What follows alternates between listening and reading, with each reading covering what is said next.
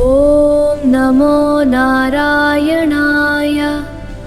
ಓಂ ನಮೋ ನಾರಾಯಣಾಯ.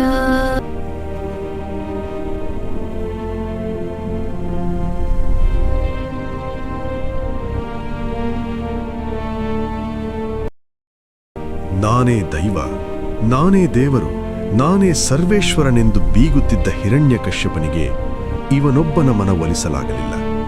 ಓಂ ನಮೋ ನಾರಾಯಣಾಯ. ಇವನೇ ಪ್ರಹ್ಲಾದ. ಇವನಪ್ಪನ ಪರಮ ವೈರಿಯೇ ಇವನ ಆರಾಧ್ಯ ದೈವ.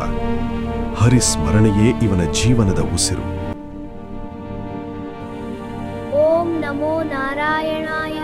ಓಂ ನಮೋ ನಾರಾಯಣಾಯ.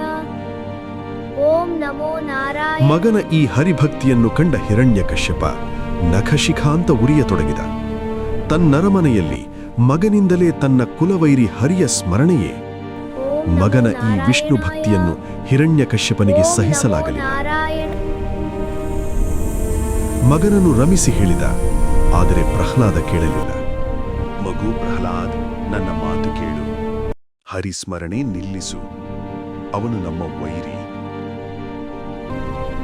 ಜಗದ್ರಕ್ಷಕ ಶ್ರೀಹರಿಯನಲ್ಲದೆ ಇನ್ನು ಯಾರನ್ನು ಸ್ಮರಿಸಲಿ ತಂದೆ?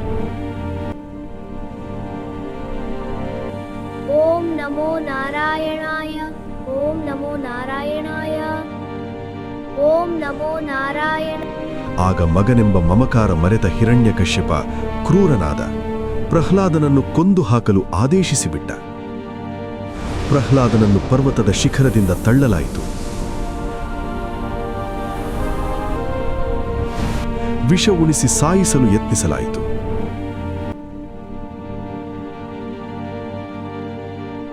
ಆದರೆ ಈತನ ಹರಿಭಕ್ತಿಯ ಮುಂದೆ ಮಧುಕರಿಯೂ ಮಣಿಯಿತು. ಶ್ರೀಹರಿಯ ಬಲದ ಮುಂದೆ ಸಾವು ಸೋತು ಹೋಯಿತು.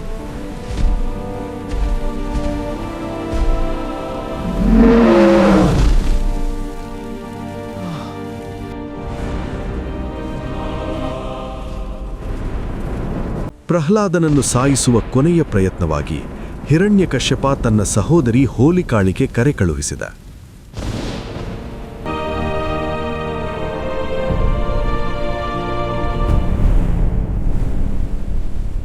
ಹೋಲಿಕಾ, ಪ್ರಹ್ಲಾದನನ್ನು ಬೆಂಕಿಯಲ್ಲಿ ಸುಟ್ಟುಬಿಡು.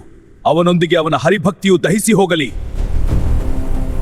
ಹಿರಣ್ಯಕಶ್ಯಪನ ಸಹೋದರಿ ಈ ಹೋಲಿಕಾ ಸಾಮಾನ್ಯದವಳಲ್ಲ. ಅಗ್ನಿಯೂ ಇವಳನ್ನು ಸುಡದಂತೆ ವರ ಪಡೆದಿದ್ದಳು.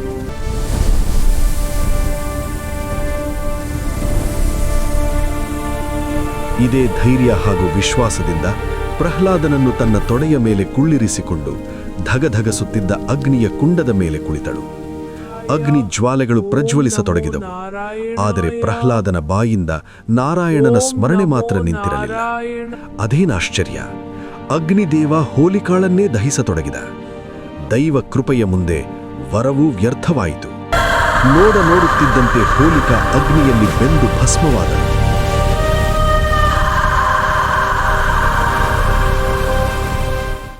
ಪ್ರಹ್ಲಾದನ ಹರಿಭಕ್ತಿಯ ಮುಂದೆ ಅಹಂಕಾರ ಮತ್ತು ವರ ಶೂನ್ಯವಾಯಿತು.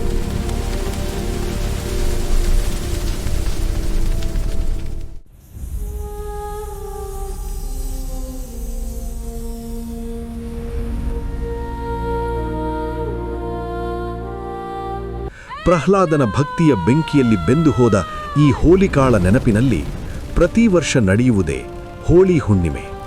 ವರ್ಣಗಳಲ್ಲಿ ಮಿಂದೆದ್ದು ನಾವು ಹೋಳಿ ಸಂಭ್ರಮಿಸೋಣ.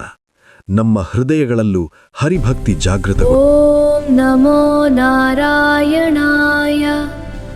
ಓಂ ನಮೋ ನಾರಾಯಣಾಯ.